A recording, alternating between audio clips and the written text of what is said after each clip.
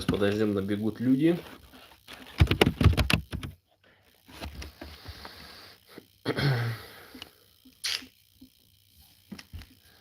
Так, я сброшу это в свои аккаунты.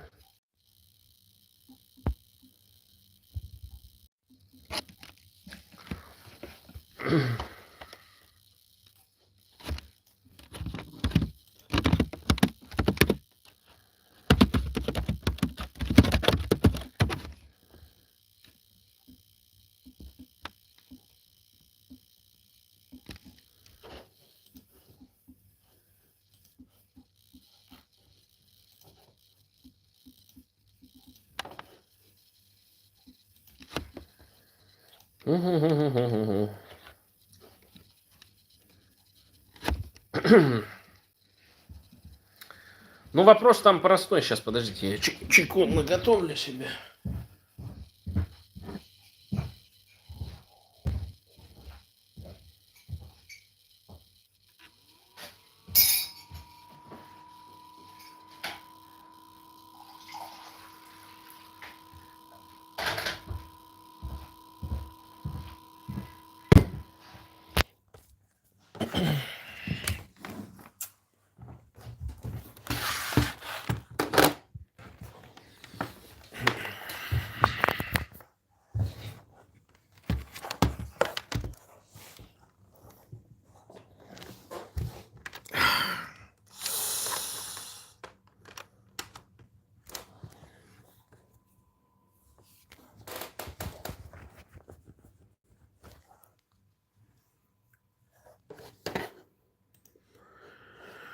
Ой, в этот момент надо громко кричать, наверное.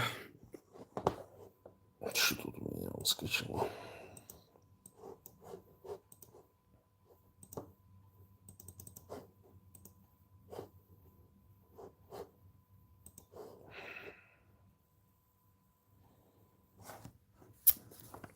Ну, как вы из заставки видео можете сказать, что там Халтаров начал критиковать офис Зеленского, ничего подобного на самом деле.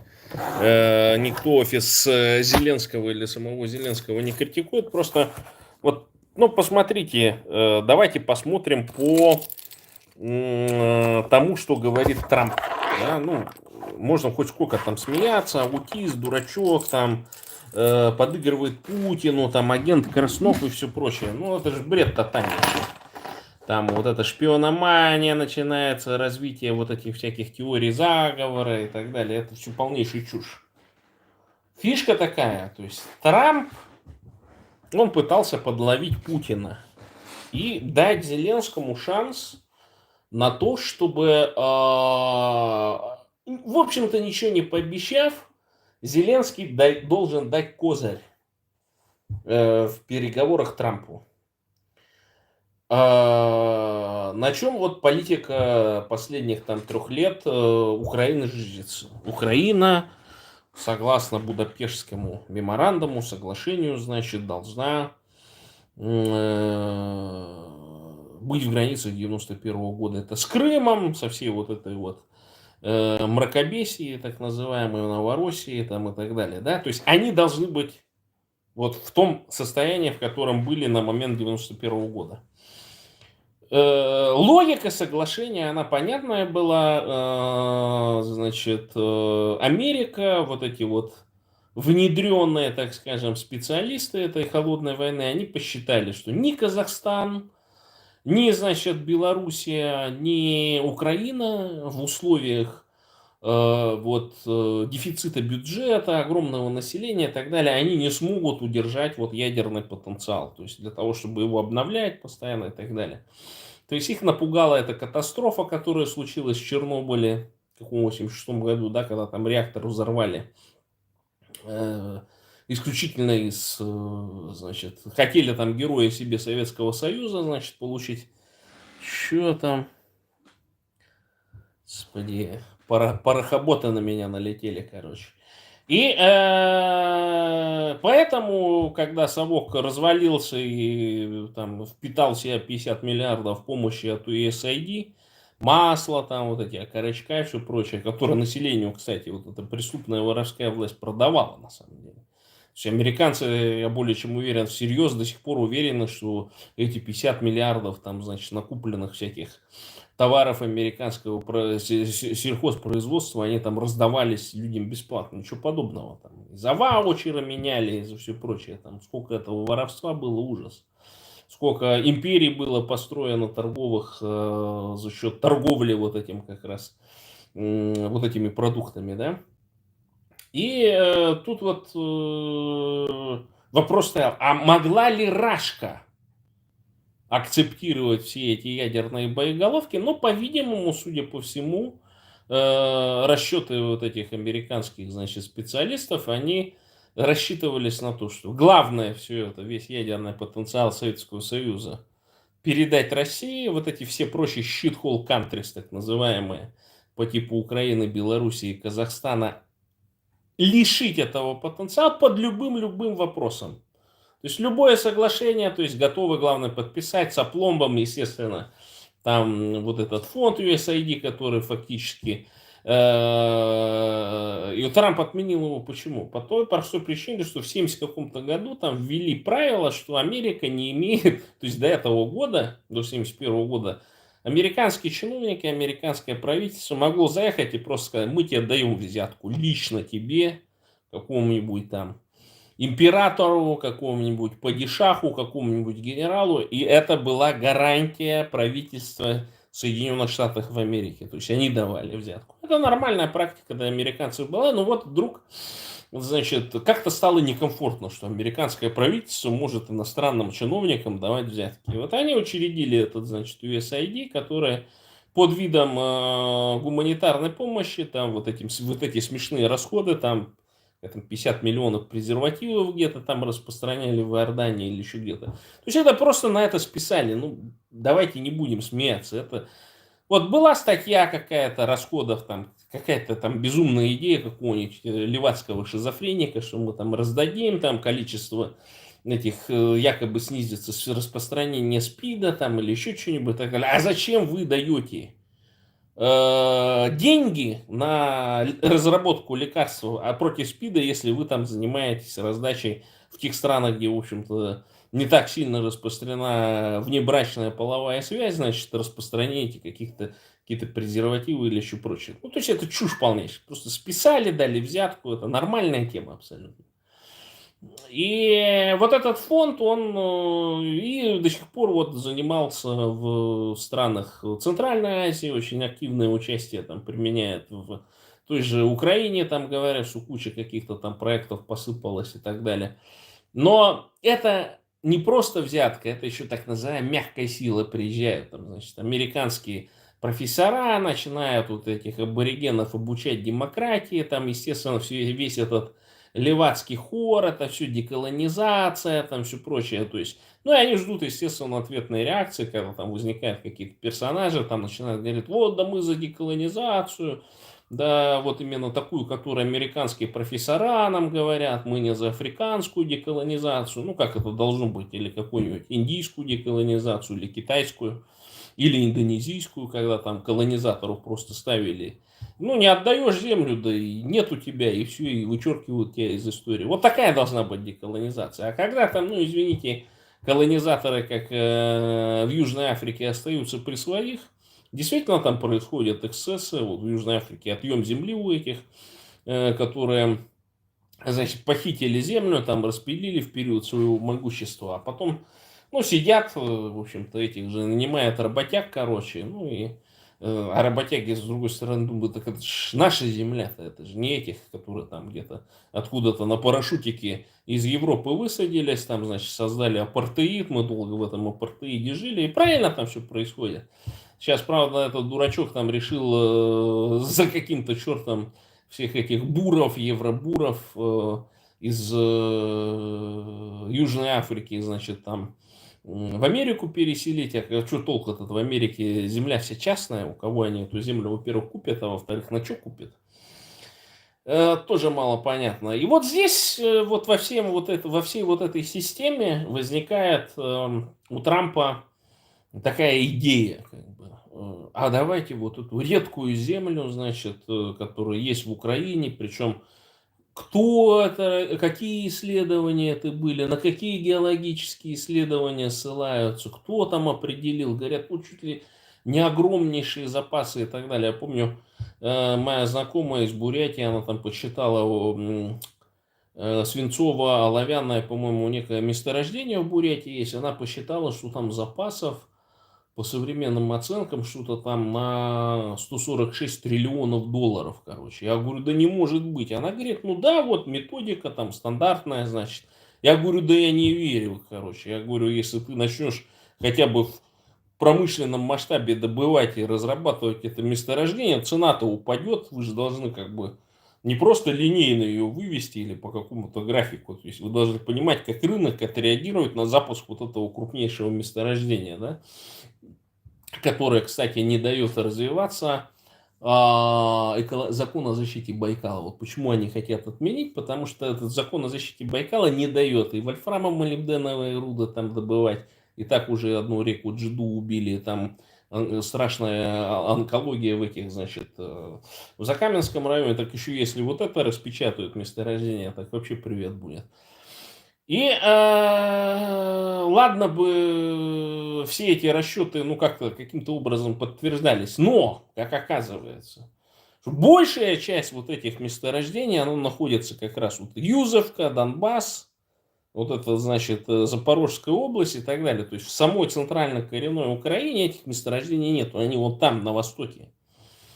Ну и подпиши эту никчемную бумажку Зеленский вот в тот момент, да, это бы дало Трампу говорить, Вова, короче, сейчас это все наше, где твои войска стоят, это все наше, короче, нам уже все Зеленский отдал. И что делают? Ну, не уполномочены и так далее. Да, это и не требовалось. Важно было в этот момент сообразить, что Трампу это нужно, но поскольку власть в Украине, она такова, что как бы они, ну, как бы вроде как за национальное, за свое там и так далее. А в конечном итоге это же все олигархи начали подсчитывать. А что это, что, где нас американцы хотят наколоть и все прочее, да? И в итоге Зеленский, конечно, не смог пойти вот на это решение вопроса, хотя подпиши он эту бумажку, это бы ничего не означало. Оно ничем не ратифицировано, но просто дай возможность Трампу выступать с Володей Путиным с сильных позиций. В итоге получилась ситуация, какую мы видим. Сейчас это быстро в Кремле сообразили, что Трамп хочет сказать Вове и объяснить американскому народу, а американскому народу нужна причина. Вы помните, Пёрл-Харбор причина. Вы помните инцидент на Кубе, там, когда американо-испанская война началась в 1903 году. Там нужен инцидент. Вот вообще полностью американский кинематограф, он построен, особенно когда там национальные интересы США, построен на том, что существует некая провокация со стороны мирных сил, сильных мира сего, там, да, какая-то вот вещь, и там показывается, как американцы всей нацией сплочаются, там, значит, и реагируют на подобную провокацию. И вот подпиши Зеленский эту бумажку, ни о чем ничего не значащую абсолютно. Он даже и в принципе никаких прав не имеет такие подобные документы подписывать, но подпиши он. Трамп бы получил, он сказал бы, Вова, короче, наша здесь американская нация будет на Донбассе, значит, в границах Украины 91 года, в Крыму. По той простой причине, что нам уже Зеленский отписал эти бабки, короче. Ну, эти редкоземельные материалы и все прочее. Что делает Путин? А они прощелкали эту тему-то поначалу. Никакой реакции не было, а теперь Путин говорит, да у нас в России же этой редкой земли полно. А давай мы, раз хочешь редкую землю, а мы тебе готовы эту редкую землю продать там чуть ли не по бросовым ценам. Там, и так далее. И он продает вот эти редкоземельные материалы, которые он оккупировал в Украине. Ну и в итоге что? И получается, что вот эта сильная позиция, которая бы могла возникнуть после вот подписания, но тут нужно было сообразить, потому что американцы понимают, что там везде, вот в этой администрации президента, во всех этих структурах, там полно вот этих русских агентов, шпионов там и так далее, они все скрываются, СБУ работает, все скрывает этих русских шпионов и так далее. Но там уже шпион, он какой? Он не такой, который через Телеграм что-то перекидывает, а он на интересе просто работает. Это такой природный предатель. И он понимает, что в данном случае подписал бы Зеленский этот договор, это бы усилило позицию Украины. И теперь вот же расчеты, вопросы, сколько без американской поддержки, значит, без вооружений там Украина продержится на фронтах там и все прочее. То есть тут Украина влезла в очень такие сложные отношения. С другой стороны, это трамповская политика, вот эта риторика, она возбудила Европу. И наоборот, вот эти всякие масковские, там, значит, поддержка этой ненормальной, вот этой аутической тоже вот этой Вейдель, да, которая там рвалась. Да, они получили второе место, но в итоге на выборы просто пришло больше народу. То есть, если предыдущие выборы, там, из всех голосовавших пришло 36%, на эти немецкие выборы сейчас пришло больше половины имеющих право голоса. Вы понимаете? То есть, Германия правые, они получают большинство, потому что у них люди идут на выборы и за них голосуют. А те партии, которые исторически, на них просто на выборы не идут. Людишки, короче, просто считают, что это лишним занятием, как говорится. Ну, то есть это маргинализация политеса. Германия тоже происходит. Но вот эти вот высказывания, значит, представителей иностранных государств, олигархов типа Маска, они, конечно, смобилизировали, то есть немцы себя почувствовали оплеванными просто-напросто, что как это, какие-то иностранные политики в Америке, что ли, за нас решают. Естественно, вышли, проголосовали как надо, ХДС, ХСС. Кстати, ну, смешная ситуация, что читал я Галеева, и вот он говорит, а что такое, говорит, ХДС, ХСС, по-вашему? А ХДС, ХСС это то же самые нацисты. Как нацисты, которые вот в 1933 году власть захватили, только оттуда вся вот эта нацистская идеология вычерпана, христианские демократы и так далее. То есть все то же самое, но только без вот этой человеконенавистнической идеологии, без этих суперменов, там, значит, сверхлюдей там и все прочее. Все это вычищено оттуда, вот это ХДС и ХСС. Так что, когда говорят там, что правый поворот какой-то в Германии случается и так далее, он там уже давно. Он послевоенный как раз и так далее, просто там, ну и, значит, все богатые олигархи немецкие, вот эти князья и все прочее, поняли, что они не там свернули, короче, что надо замеряться, и вот сделали такую партию, там, христианско-демократическую, там, христианские всякие союзы, там, и так далее, но вычистили оттуда полностью вот эту нацистскую идеологию. Вот что из себя ХСС представляет. Хотя формально это вот, в общем-то, та же самая нацистская партия, которая привела Германию к краху. И сейчас мы видим, как, значит, Германия постепенно начинает расправлять плечи свои, значит, вот уже Таурусы без ограничений будут поставлять и так далее. То есть Трамп, в общем-то, добился того, чтобы у Европы внезапно отросли яйца, чтобы они вот эту пуповину в виде нефти и газа, которую Путин и русский мир, воруя у хантов, майнси, у всех остальных коренных народов, значит, поставляет в Европу, в том числе в Германию, да, чтобы вот эту пуповину оборвать, и тем самым получается, что милитаризация Германии – это низкий старт, это, опять же, большое количество рабочих мест, в том числе для мигрантов, да, то есть, поэтому тут видится такая ситуация, что Европа должна встать. И вот, опять же, как там пишется, что кто сейчас на самом деле больше отстаивает европейские интересы, да, вот Украина или вот там какая-то Европейский Союз, ну вот говорят, что Украина, она прям вот на передке защиты общеевропейских интересов, значит, а Европу украинцы воспринимают как сильную, но на самом деле Европа не сильная, Европа толстая.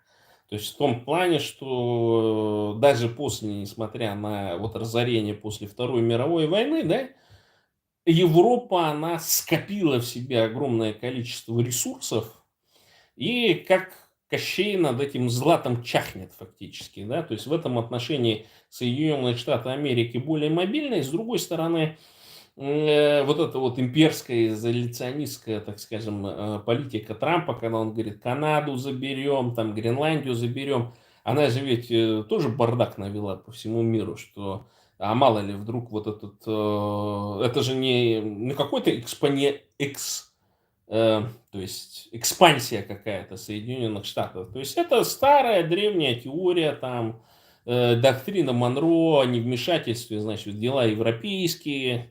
В свое время это позволило американцам, значит, не влезать во всякие вот эти конфликты, поддерживая революционные движения.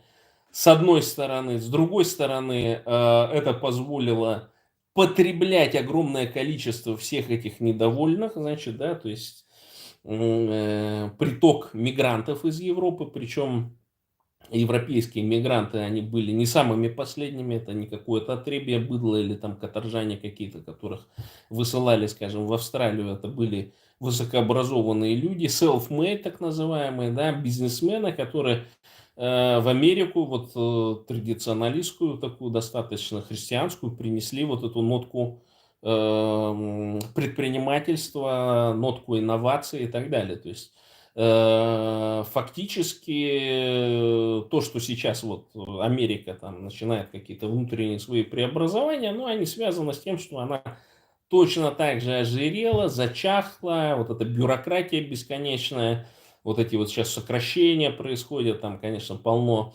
недовольных, точнее, тех, кто голосовал за Трампа, но которых в итоге уволили. Ну, а что, ну, как это говорится, когда реформы проводятся, естественно, что кто-то и пострадает, кто подписывался под эти реформы, это совершенно очевидно.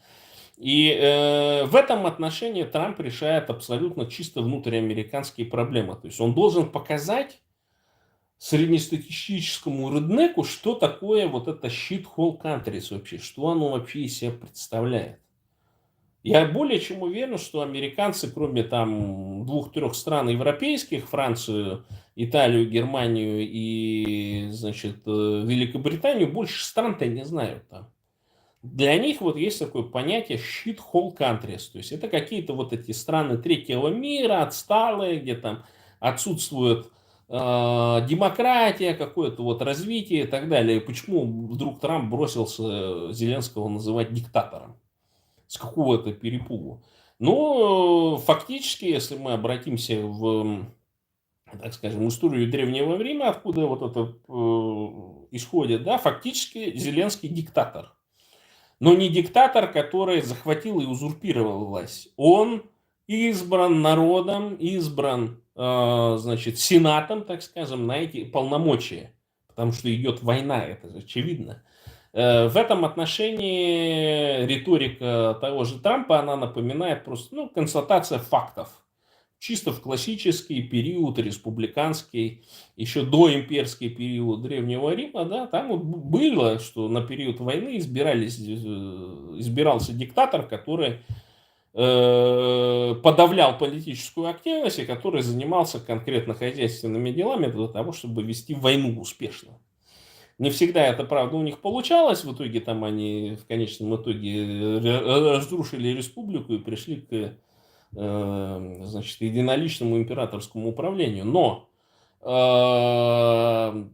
вы поймите, то есть вот эта вот риторика трамповская, да, она связана ведь с тем, что им, по сути дела, без разницы. Там Россия, там какая-то Украина, еще какие-то страны, да, там какие-то Центральная Азия и так далее, это все одно. Это shithole countries.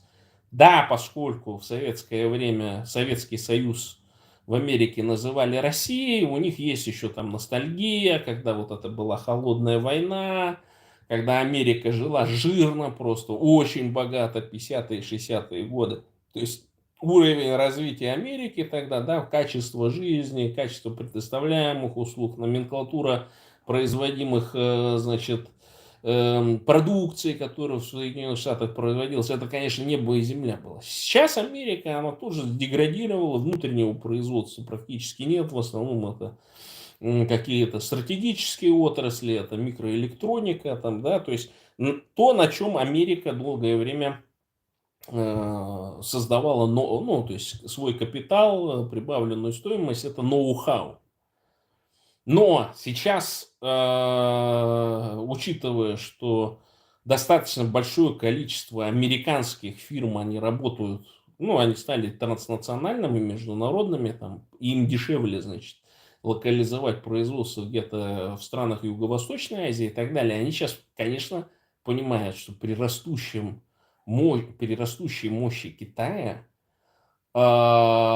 уже вот эти производители, вот эта локализация, скажем, Юго-Восточной Азии, например, во Вьетнаме, в каких-то там Филиппинах, Индонезии, да, она уже становится невыгодна. А зачем мы будем производить какой-то товар, да, и продавать, везти его туда-то за море, там, короче, продавать этим американцам, которые в кредит живут. Так вот же Китай рядом. Великий могучий Китай. И да, у них есть, конечно, опасения о том, что если вдруг случится такая ситуация, что Украина выиграет эту войну, и украинские танки будут бороздить там, значит, Черкесию, Калмыкию, значит, войдут в Москву, там Путина там выдадут Гаагу хорошие русские, да, то есть генералы там перессорятся за власть, например, да, непонятно, что случится с ядерным капиталом,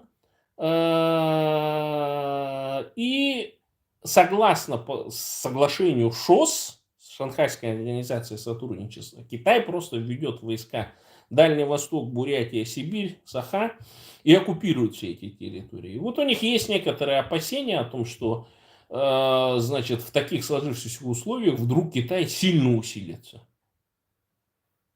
То есть, когда пропадет некий союзник. Но это, мне кажется, совершенно бредовая вещь. Это такие политические, так скажем, дипломатические движухи для того, чтобы... Ну, понятно, что за 3 года войны позиции вообще русской дипломатии, они вообще умножились на ноль. То есть, и таким образом американцы пытаются вот эту всю систему русской дипломатии вернуть, как бы сделать легитимной в глазах мировой общественности. И, естественно, украинцы правильно стоят о том, что никаких договоров без нас, то есть никаких договорников не должно быть. С другой стороны, тут нужно учитывать вот эти тонкости трамповского поведения. Если бы Зеленский в свое время сказал, да, я подпишу эту никому не значащую бумажку и так далее, тогда бы Трамп действовал по-другому. Но поскольку ни Зеленский, ни Ермак эти тонкости не разгадали, то эти тонкости разгадал, естественно, Путин, короче. И начал торговать. И с другой стороны, вот посмотрите, да, как хитро.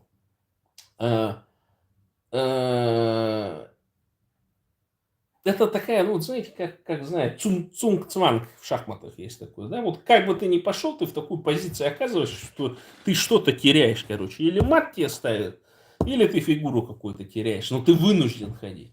И Путин вот на эту же ловушку попался, потому что сейчас можно сказать, как Путин торгует тем, что он захватил Украину. Правильно? Правильно. И Путин сам об этом говорит. Это такая же ситуация, когда он и там еще вот эта ненормальная баба Белова там или кто ли, они вдруг там где-то в эфире заявили о том, что да, мы вот этих детей выкрали, значит, украинских, значит, где-то их там расселили, сейчас будем из них делать россиян, короче, да. А это прямо четко преступление против человечности.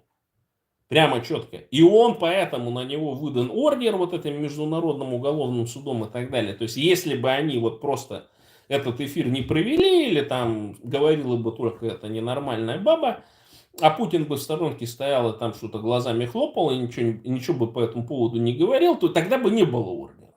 А здесь зацепились, и это прямо соответствует вот этим военным преступлениям, которые вот этот вообще международный уголовный суд, он действует по правилам, так скажем, вот ведения войн различных, и вот современные одни из, значит, мероприятий запрещают депортацию незаконную, значит, незаконную, вооруженную, там, значит, без добровольного согласия, депортацию масс людей.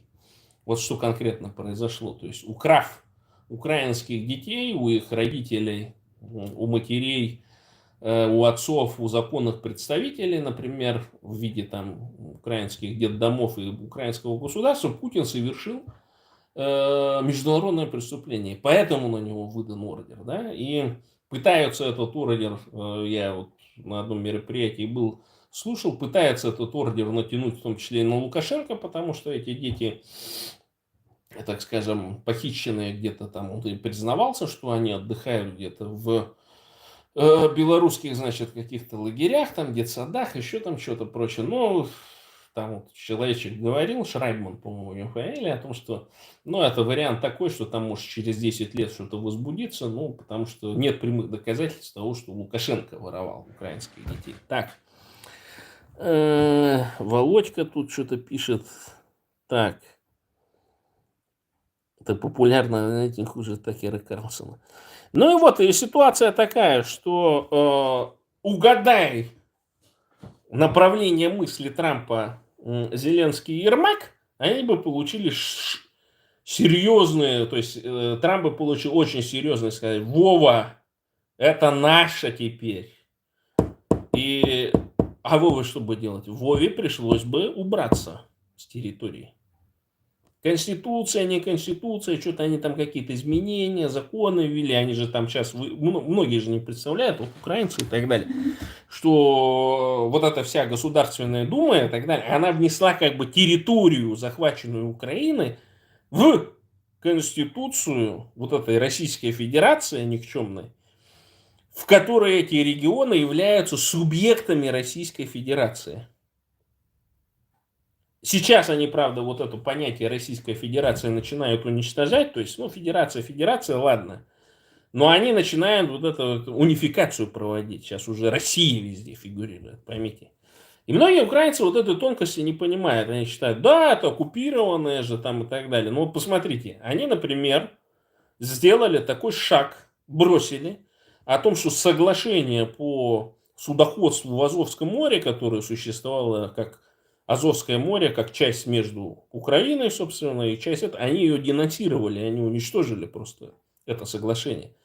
О чем это говорит? Это такой сигнал во внешний свет и так далее, что все, мы это не признаем. То есть это соглашение когда-то с Украиной было заключено, а теперь это все наше. И какое там соглашение с Украиной и так далее. Все, мы это все выкидываем. То есть они постепенно, все те соглашения, которые были заключенные между Рашкой и Украиной в границах 1991 года, да, они все это денонсируют. То есть это такой толстый как бы намек американцам говорить о том, что эти территории будут, значит, что они не сойдут с этих позиций. И, увы и ах, у Трампа есть такая возможность заблокировать, в том числе через Конгресс, заблокировать поставку вооружений. И экономика тогда украинская, европейская, потому что мы не видим, что европейцы внезапно там в 10 раз там перешли на военные рельсы и так далее, и будут, значит, восполнять это производство. Да, у них есть там какие-то в запасах что-то там лежит там и так далее. Конечно, они могут поставить, но учитывая толстоту, крохоборство, вот эту всякую пунктуальность, там, всякие вот эти немецкие вот эти штучки, французские штучки, которые можно описать определенными стереотипами, да, то есть это все будет тормозиться. Тем более вот эта русская агентура, она снова по новой, то есть вот сколько ее переловили в Украине, да, она до сих пор не перелавливается. До сих пор они там все передают данные по тому, как завезли, куда завезли там и так далее. Там, и ракетно-бомбовые удары туда наносятся, и где там непосредственно диверсионная операция. Они же даже до того дошли, что здесь вербовали группы, состоящие украинцев и белорусов, для того, чтобы здесь заниматься диверсиями в Польше. Это вот прямая наглость просто, то есть хамство абсолютнейшее. И поэтому, естественно, что нормальные европейские государства, они сильно озабочены выходом США из соглашения по Будапештскому. А поскольку Трамп по Будапештскому меморандуму, поскольку Трамп, он, это же не вот такой, не классический американский политик, да, они же вот его даже позиционировали в первый срок, что вот он сейчас придет, вот эту всю вашингтонскую номенклатуру шоркнет там и так далее. А почему так? Потому что вашингтонская номенклатура — это у нее базис, они все вот эти политики, вот когда смотрят там, значит, корни там и так далее, там у Барака Обамы обнаружились там рабовладельческие корни, там все прочее, там даже говорили, что он больше белый, чем черный, там и так далее. И вся это базируется на именно и исходит от отцов-основателей, от всех тех, кто боролись за эту независимость. А Трамп это какой-то мигрант, там, что-то там в середине 19 века его там какой-то дед приехал, там, что-то остались, ну, повезло, это новориш фактически, да, хотя они богатые уже больше там 150 лет, но он все равно для них как пацан такой, понимаете, как бывший мигрант, короче, такой, ну, ну, такой ущербный какой-то, понимаете? А там люди, которые вот в этой системе служения американскому государству воспитывались в течение там, десятков поколений. Понимаете? И они знают, что такое понятие честь, что такое слово, что договоры нужно соблюдать и так далее. То есть и Трамп, он сейчас вот в такой ситуации, что, а ну давайте-ка мы вот, ну, по-простому пойдем, а черт с ним, с этим, с договором, с меморандумом. А наплюем на эти договоры там по НАТО, которые они заключали, американцы и так далее. Не я же заключал. Но постепенно до него доводят через людей, там, что если ты не будешь соблюдать, если ты как президент не будешь соблюдать те договоры, которые подписали, да не грош цена всем этим договорам и грош цена слова. Вот почему торгашей, люмпинов, быдло нельзя допускать до власти. Они все готовы продать. Вот как наши, вот вернемся к этим, как его, ко всем деятелям, так скажем, вот, советского периода, коммунякам этим, бурятским и так далее. Это же люмпины. Люмпины, они не понимают, что такое слово. Ну, сегодня одно, завтра другое, там, послезавтра третье и так далее. Им там нечем торговать, у них ни чести, ни достоинства-то нету. И поэтому такое происходит. И поэтому все сейчас вот Бурятия в полнейшей жопе находится, задница, когда все ресурсы работают против бурят. Все, что есть, все работает против бурят. Все, что там пытались не разрабатывать, копить там и так далее, принимать эти законы о защите Байкала и так далее, все сейчас отменяется. Все сейчас будет работать против бурят. И вы будете в этой системе, как эти, как его, как хомяки вот в этой, в клетке такой, который был крутящийся, будете бежать, вырабатывать электроэнергию для того, чтобы соседняя гильотина вот этих же хомячков, вас, дурачков, хомячков, бы обрубала голову по голове. Сами же будете работать на то, что вас вот этот русский мир будет перерабатывать в качестве полезного удобрения для русского мира. И поэтому у нас, бурятских националистов, стоит жесткая, четкая задача: разрушать скрепы русского мира, русский мир. Почему? Потому что Бурятия для бурят, бурятам бурятскую власть, Бурятия от Енисея до Амура. Только так и не иначе.